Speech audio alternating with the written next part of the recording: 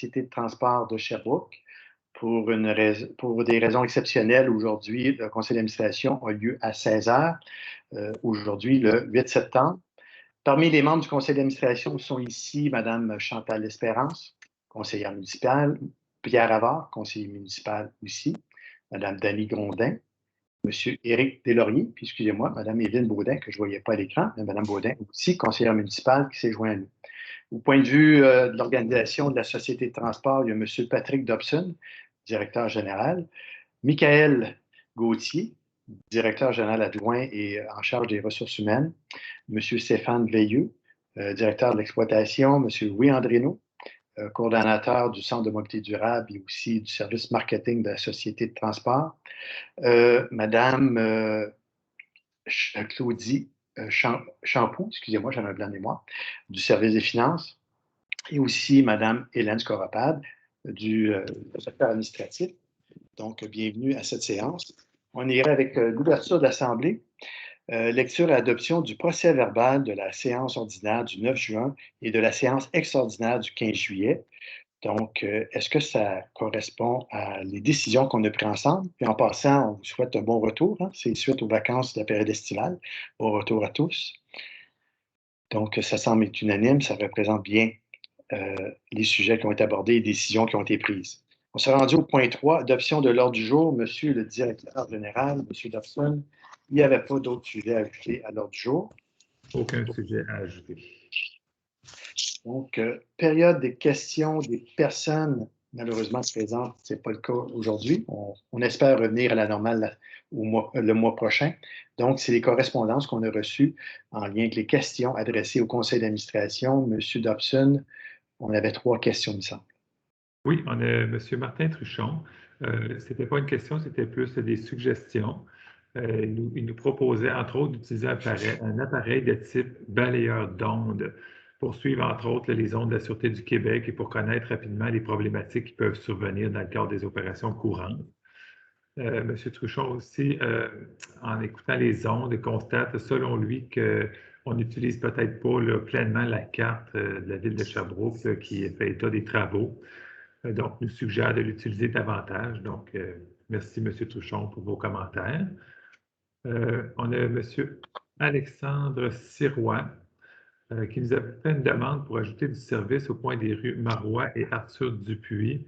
Donc, M. Sirois nous demande si on peut réévaluer sa demande. Donc, on avait répondu à ce moment-là que c'était un secteur éloigné et que ce n'était pas une priorité à court et moyen terme de la STS d'aller desservir ce secteur-là. Est-ce que je poursuis, M. le Président, ou vous Oui, oui. On a Mme Croteau, coordonnatrice du RUTASM. Elle nous demande un suivi concernant le projet pilote pour le taxi adapté à 6h30 le matin. Donc, c'est un projet qui est suivi par le comité consultatif du transport adapté. Elle s'inquiète du respect des règles sanitaires dans les autobus urbains et dans le transport adapté, notamment pour ce qui est des charges à bord. Mme Croteau propose qu'il y ait des véhicules accessibles partout sur le réseau. Elle fait référence, entre autres, à nos microbus.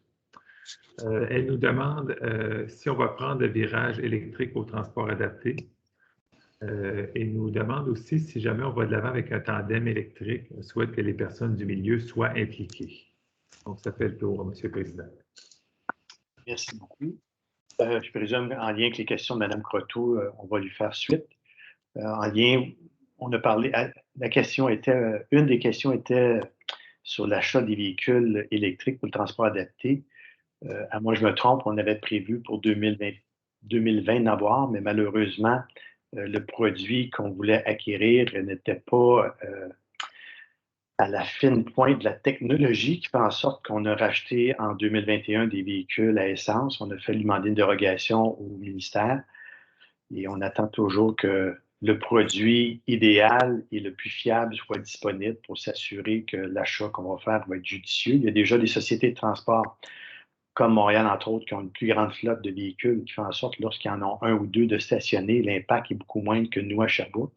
Donc, on suit et on module les commentaires et les actions qui sont prises par les autres sociétés de transport pour s'assurer de l'électrification. Et pour les autres points, je suis convaincu qu'ils vont être discutés, pas convaincu, ils seront discutés au comité consultatif au point de transport adapté. Merci beaucoup. Ça fait le tour la période des questions. On serait rendu au point 5, cession d'un immeuble en faveur de la ville de Sherbrooke. Monsieur Deslauriers, vous aviez la présentation. Hein? Effectivement, merci Marc. Donc, il est résolu là, que la Société de transport de Sherbrooke cède à la ville de Sherbrooke à titre gratuit l'immeuble connu et désigné comme étant le lot numéro 4 387 656 du cadastre du Québec, mais mieux connu sous le nom de station du dépôt, dans le fond, et puis qu'il soit remis là, justement à la ville de Sherbrooke et que les dispositions prévues au projet d'acte de cession soient par les présentes approuvées par le conseil d'administration et que le président ainsi que le directeur général et secrétaire soient autorisés à signer pour et au nom de la Société de transport de Sherbrooke l'acte de cession, le mémoire de répartition ainsi que tout document accessoire qui pourrait être requis pour donner effet à la présente résolution. Parfait, merci beaucoup. Ça va en lien avec, pour se rappeler, la station du centre-ville. On a mis fin à son existence et les terrains vont être cédés à la ville de Sherbrooke pour le projet Ouest Sud et, entre autres, le pôle multimodal qui devrait être dans le même secteur. Le point 6, manifestation d'intérêt pour le terrain situé au 2320 rue de la Pointe à Sherbrooke, le lot 1 031 310. Monsieur Pierre Havard, c'est pas les... Merci, Monsieur le Président. Sûrement un sujet qui va sûrement vous intéresser. Un sujet qu'on a fait entendre beaucoup de bruit dans les dernières 2 années. Il y a un terrain qui est situé immédiatement à côté du garage actuel de la Société de transport. Et comme vous le savez, avec l'électrification des transports, les besoins vont être quand même assez importants d'espace. Et la Société de transport veut manifester son intérêt parce que, comme la proximité du bâtiment est idéale pour pouvoir faire place à l'équipement nécessaire pour l'électrification, nous, on voit une opportunité et c'est pour cela qu'on recommande, en tout cas, de manifester à la ville de Sherbrooke l'intérêt pour ce terrain-là qui est situé sur la rue de la Pointe, qui est tout à côté de notre bâtiment principal de la rue Cabana, plutôt que d'investir dans des infrastructures ailleurs, parce que si on ne fait pas cette démarche-là d'acquérir des terrains à côté, bien, éventuellement, on serait obligé d'aller installer d'autres sur un autre terrain avec les coûts que ça engendre. Je pense que c'est une idée et une question qui est vraiment primordiale pour la STS. C'est une opportunité en or et je pense que je suis heureux ce soir de pouvoir qu'on puisse aller de l'avant là-dessus. Donc, ça diversifie votre offre d'acquisition, M. Havard, d'église à entrepôt de Bitfarm au cours de la dernière année? C'est 2 dossiers qui ont fait du bruit, là, mais pour des raisons différentes. Merci beaucoup, M. Havard. Très bien résumé la situation. Le prochain point serait le point 7. Entente entre le Centre Saint-Michel et la Société de transport. Madame Grondin, vous allez faire le résumé de la situation ou de la résolution plutôt. Oui, Monsieur le Président. Donc, la STS a une entente avec le Centre Saint-Michel qui permet à des étudiants d'avoir un accès à des laissez-passer à 50% du prix, donc des laissez-passer mensuels. Donc, il était temps de renouveler l'entente. Alors, la négociation fait en sorte qu'on soumet au conseil d'administration aujourd'hui une entente sur 3 ans avec le Centre Saint-Michel qui va permettre à des étudiants dans le besoin d'avoir un accès à moindre coût au laissez-passer de la STS. Merci beaucoup. Point 8, contrat de transport scolaire intégré 2021-2022 avec le centre scolaire. Excusez-moi, c'est plus la commission scolaire, c'est le centre de service scolaire. Centre de service scolaire de Sherbrooke. Donc, Mme Évelyne Baudin. On était à une lettre de pouvoir conserver le même acronyme, mais non. Alors, comme à chaque année, il faut signer un contrat là, pour le transport des élèves intégrés au réseau de transport en commun. Alors, c'est le contrat pour l'année scolaire 2021-2022, tout simplement. Merci beaucoup, très bien résumé. Point 9, convention ligne de taxibus 52, secteur Deauville, de M. Pierre Allard. Et oui, c'est un renouvellement d'un contrat qu'on avait et comme les règlements de la Société de transport prévoient qu'au-delà de 25 000 on n'a pas le choix de venir au conseil et c'est ce qu'on fait ce soir. C'est un contrat qui est avec M. Jean Bilodeau pour un service pour un taxibus de la route 52 dans le secteur d'Auville. Merci beaucoup. On s'est rendu au point 9. Convention, excusez-moi, si on l'a déjà fait. Point 10. Comité d'admissibilité au transport adapté, désignation d'un nouveau substitut à l'un des représentants de la STS, Mme Denis-Grondin. Oui, je vais avoir besoin d'un peu votre aide, Monsieur le Président, parce que mon système vient de planter. Mais en fait, la résolution vient en fait modifier le nom du substitut de la personne qui est au comité de sélection, en fait, d'admissibilité du transport adapté. Donc, j'ai juste pas les noms en tête. Et pour rendre ça plus facile encore, on a choisi d'avoir deux personnes avec le même nom de famille. Donc, Mme Geneviève Roy va remplacer M. Luc Roy comme substitut au comité. Merci, Monsieur le Président. Prochain point. Levée d'option pour une période d'1 an du renouvellement de maintenance lié à l'appel d'offres STS 10-05, acquisition et implantation d'un système d'aide à l'exploitation en temps réel. Madame L'Espérance. Oui, alors afin de maintenir, sécuriser, assurer le fonctionnement du système d'aide à l'exploitation et information voyageurs, ce qu'on appelle le SAEIV de la compagnie ISA Transit, il est requis de renouveler le contrat de maintenance et d'entretien pour que celui-ci continue d'être opérationnel. Alors, on sait que la Société de transport a été désignée en tant que mandataire par le consortium de 3 sociétés de transport, celles de Saguenay, de Trois-Rivières et de Lévis, afin d'acquérir un système d'aide à l'exploitation et information voyageurs. Aussi, on sait qu'en 2010, suite à un appel d'offres avec le consortium des sociétés de transport, on avait accordé le système, on avait pris le système SAEIV de la firme ISA Transit. Le contrat de maintenance du logiciel doit être renouvelé annuellement et ajusté selon le nombre de véhicules, l'indice des prix à la consommation.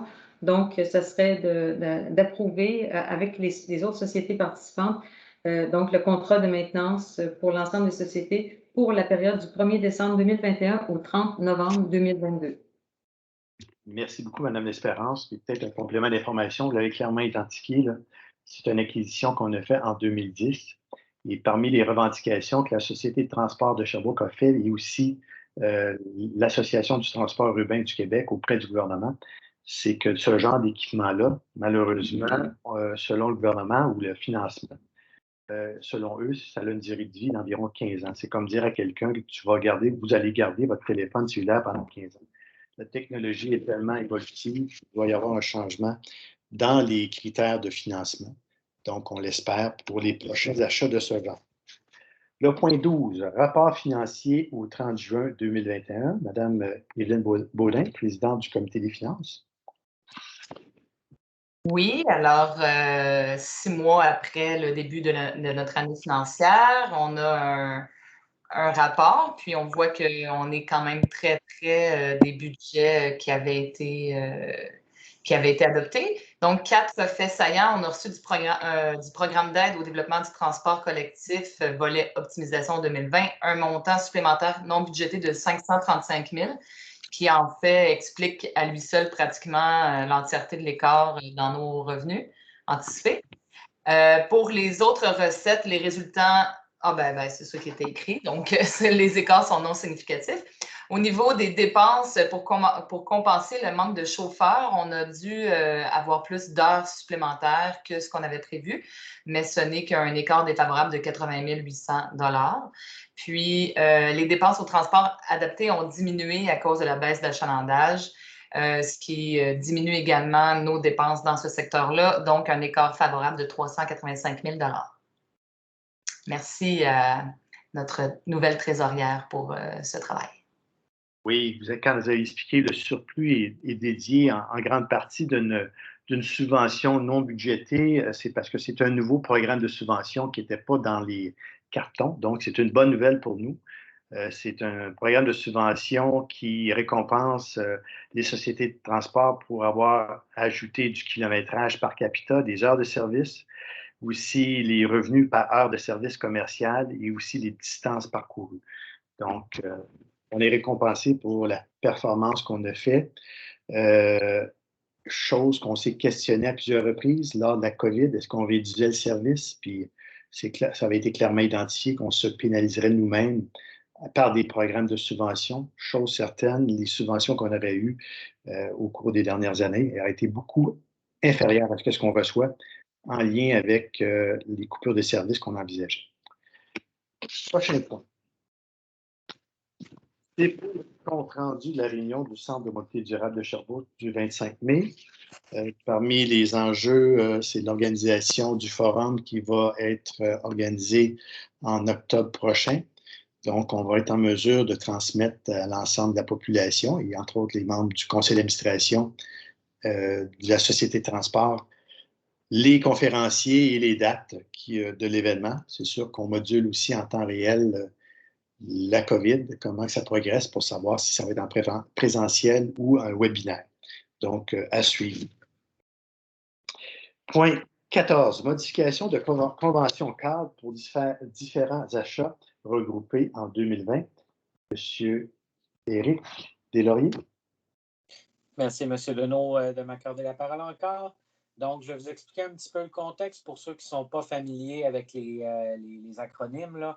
L'ATUC, en fait, c'est l'Association des transporteurs urbains du Québec. Donc, on fait partie d'un regroupement de diverses sociétés de transport. Donc, à l'occasion, il nous arrive là, de faire des ententes d'achat groupés pour nous permettre justement de faire des économies d'échelle.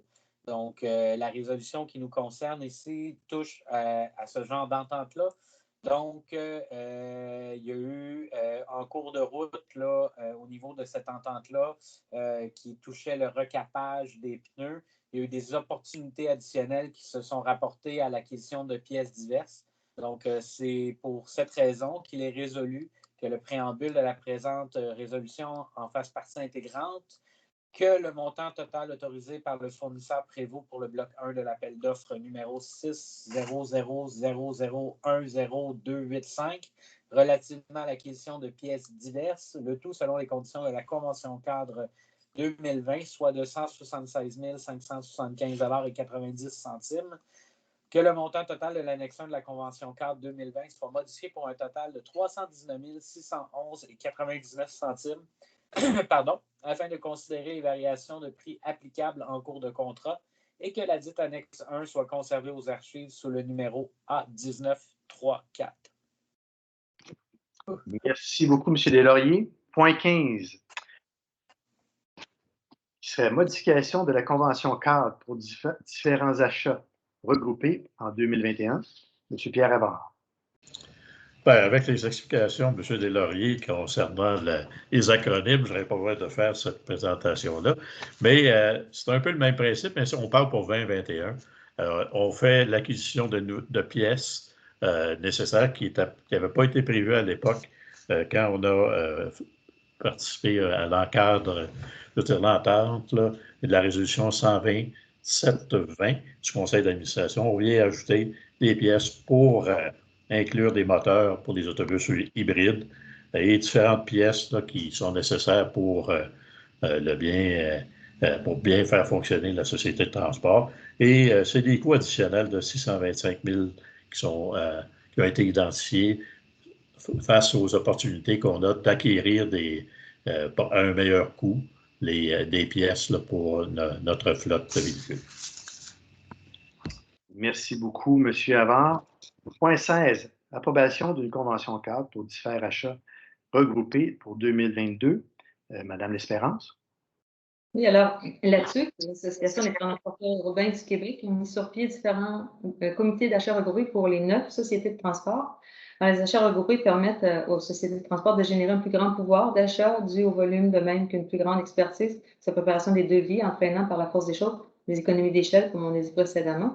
La responsable de l'approvisionnement recommande les achats regroupés des systèmes suivants pour l'année 2022, soit l'acquisition de pièces de siège, l'acquisition de vitres et de pare-brise, l'acquisition de lave-vitres et d'antigel éthylène glycol, l'acquisition de pièces pour systèmes pneumatiques et hydrauliques pour les autobus urbains, l'acquisition de fluides d'échappement diesel DEF urée et l'acquisition de batteries 11 kWh.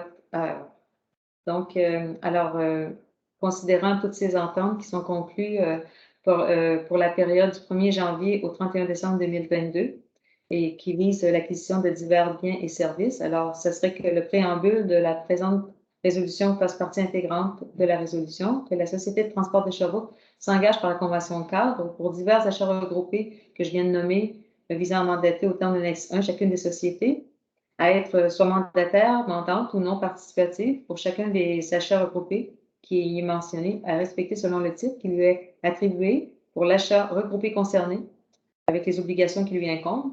Et évidemment, que le DG, qui est secrétaire aussi de la Société de transport, puisse signer la convention selon les termes et conditions conformes à la présente résolution. Merci beaucoup, Mme L'Espérance. Point 17, considération des soumissions reçues dans le cadre de l'appel d'offres STS 2102, acquisition et disposition de modules de batterie LI-ion 40 volts pour autobus hybrides. Madame Evelyne Boulin.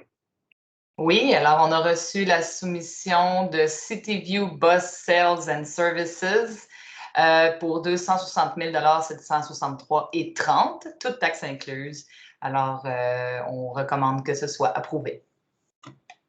Peut-être un commentaire en lien avec les deux derniers dossiers. D'acquérir des véhicules hybrides ou électriques, ça a certains avantages, mais le désavantage, malheureusement, c'est que les batteries ont quand même une vie utile. Et là, on arrive à la vie utile de certains de ces véhicules. Donc, pour le dernier, celui qui a été annoncé par Mme Baudin, c'est vraiment un achat immédiat pour s'assurer que nos véhicules puissent circuler. Et tandis que celui qui avait été annoncé par Mme L'Espérance, c'est vraiment d'aller de l'avant avec un regroupement d'achats pour s'assurer d'avoir le meilleur prix et de regrouper l'ensemble des sociétés de transport du Québec pour négocier le meilleur prix possible. On serait rendu au point 18, considération des soumissions reçues dans le cadre de l'appel d'offres STS 1070 pour déneigement et déglaçage du centre d'opération. Donc, j'ai la mauvaise nouvelle de vous annoncer que oui, on va avoir un hiver, puis il va y avoir de la neige. Pour ceux qui font du ski, ils vont être bien contents. Donc, l'entreprise qui a mérité l'appel d'offres, c'est A. Préfontaine. Malheureusement, il y a 3 personnes, ou 3 plutôt sociétés qui ont été sollicitées pour nous offrir un prix. Et le seul soumissionnaire est A. Préfontaine et associés au montant de 81 057. On serait rendu au point 19, bordereau de correspondance. Ce sont tous des dossiers qui sont en lien avec des programmes de subvention qui étaient déjà annoncés. Monsieur Dobson, y a-t-il un résumé exécutif qu'on pourrait faire de l'ensemble des correspondances qu'on a reçues?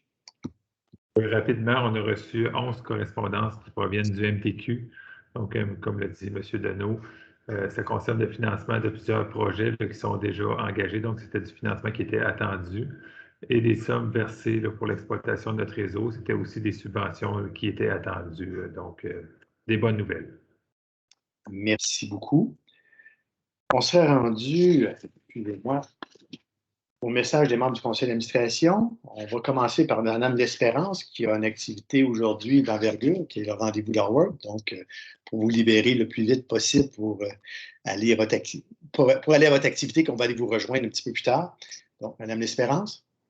Alors, bien, je suis bien contente d'être revenue. C'est notre premier conseil d'administration de la rentrée.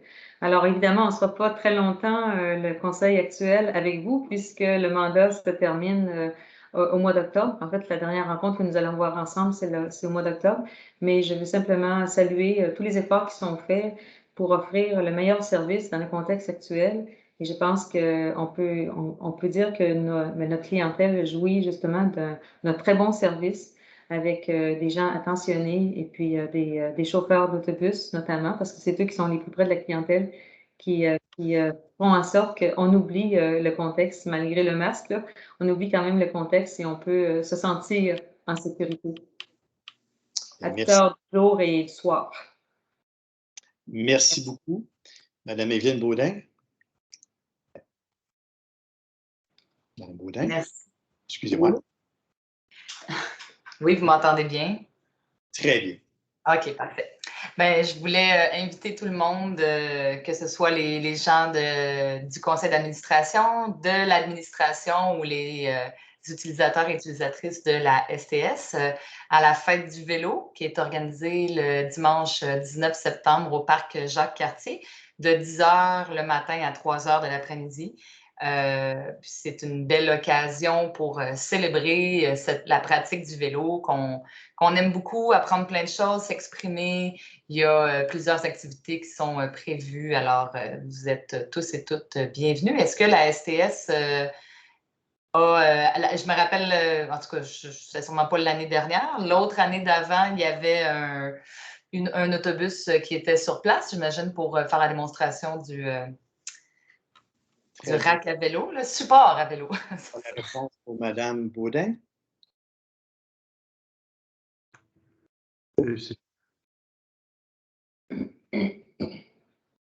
Excusez-moi.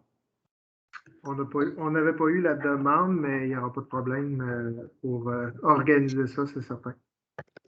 Super. Ben, merci. Merci beaucoup. Madame Dany Grondin. En fait, je veux simplement souhaiter une bonne rentrée à tout le monde, d'une part, et d'autre part, saluer vraiment le travail de l'ensemble des chauffeurs, autant du côté de l'urbain que du transport adapté, parce que j'ai été témoin à plusieurs reprises de gestes magnifiques envers la clientèle dans le contexte de la COVID, et je veux vraiment les saluer. Merci beaucoup. Monsieur Pierre Havard. Merci, M. le Président. Je pense que la rentrée, effectivement, on s'aperçoit de l'augmentation de l'achalandage qui est intéressant. Je pense que c'est un peu de redonner l'après-COVID un peu de vie à la ville parce qu'on s'entend que dans les dernières années et demie, on en a vu pas mal moins dans nos autobus, mais je pense que c'est encourageant de voir que là, il reste à voir. On espère qu'on n'aura pas de plus grosse vague qu'on a eu avant, mais c'est sûr que la vaccination, c'est la clé là-dessus. Je voudrais revenir, j'ai eu un citoyen utilisateur qui m'a parlé d'une suggestion que la STS pourrait faire concernant quand il y a des changements au niveau du réseau. Lui, il a manqué à deux occasions son autobus, puis c'est au moment où on a fait les changements au niveau des 23 août autour, là, quand on a, je pense que c'est le 21, les nouveaux trajets. Et il me disait, la STS devrait utiliser beaucoup plus ses autobus pour ce qui est l'affichage, pour pouvoir dire, attention, quelque chose de ce style-là. C'est juste une suggestion. Peut-être qu'on l'a fait ou qu'il ne l'a pas vu, mais en tout cas, je veux souligner que c'est un soulèvement qui me donnait et je pensais que c'était bon de le partager parce que si c'est arrivé à un usager, peut-être qu'il y en a eu d'autres qui ont vécu la même expérience. Merci. Merci, Monsieur Havard. Monsieur Deslauriers.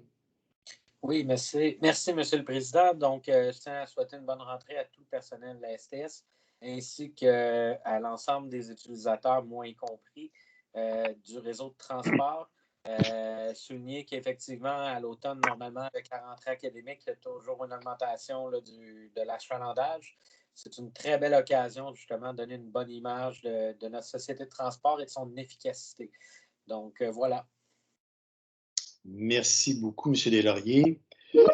Moi, je vais prendre cette opportunité pour inviter les gens à participer aux activités de la Semaine de la mobilité durable du 13 au 19 septembre, la semaine prochaine.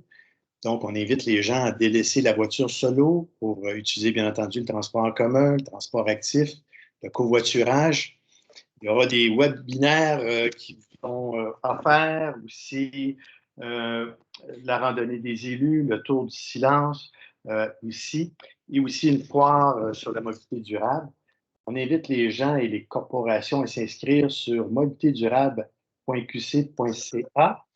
Il y a des prix de participation pour les gens qui s'inscrivent. Donc, inscrivez-vous en grand nombre et on se souhaite la meilleure des semaines. Le défi a été lancé aux gens du conseil municipal de se rendre au conseil soit par tous ces moyens de transport en délaissant la voiture solo. Donc, on va voir les résultats. Et là-dessus, je vous dis merci d'avoir été présent. Merci aux membres du conseil d'administration Et on se revoit le 13 octobre prochain. Et Madame d'Espérance, restez disponible en novembre, parce que si les nouveaux membres du conseil municipal ne sont pas assignés à des comités, on va avoir besoin de votre présence. Merci beaucoup. Et bonne soirée.